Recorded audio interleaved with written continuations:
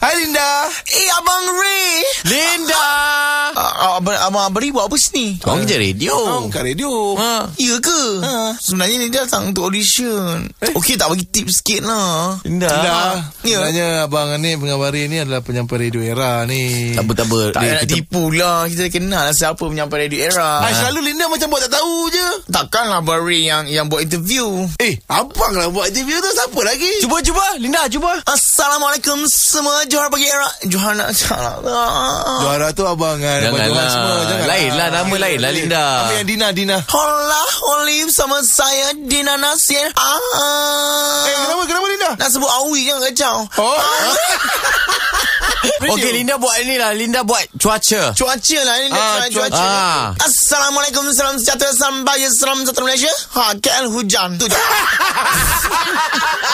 Dia tak mungkin Linda buat berita sukan. Sukan lah. Abang memang cari orang sukannya. Assalamualaikum, salam sejahtera, salam bahagia, salam satu Malaysia. Berita sukan. Abang Ray bacakan. Asal Abang Ray baca? Linda baca tu berita sukan. Itu je. Yang lain semua Abang Ray baca lah. Harimau Malaya kita mampu untuk memenangi pertandingan malam ini menentang Barcelona. Sekian saja berita sukan. Kali senang. Betul, kena. Okey, lagi satu ni lalu lintas. Traffic. That's right. Assalamualaikum, saya Mimi Azira. Jadi pada Jalan Kota Mahmeru ke Lebuh Raya link kedua, jam akibat orang yang berhenti di tepi jalan sambil mengisap rokok dan mereka ditahan akibat tidak puasa.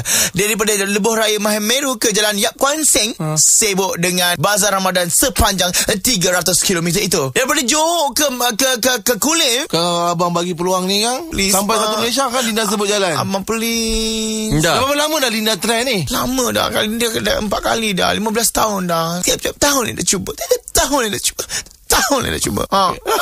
Sedih je. Nampak gayanya Linda memang tak sesuai sangat lah. Tak boleh lah Linda. Linda kerja kat kafeteria ni lah. Tak apalah. Jom ikut abang. Gina Ray. Pergi karaoke nak. Okey bang, cantik bang. Linda suka bang. Sketsa Johara yang terbaru pada 7.5 minit pagi dan 9.5 minit pagi.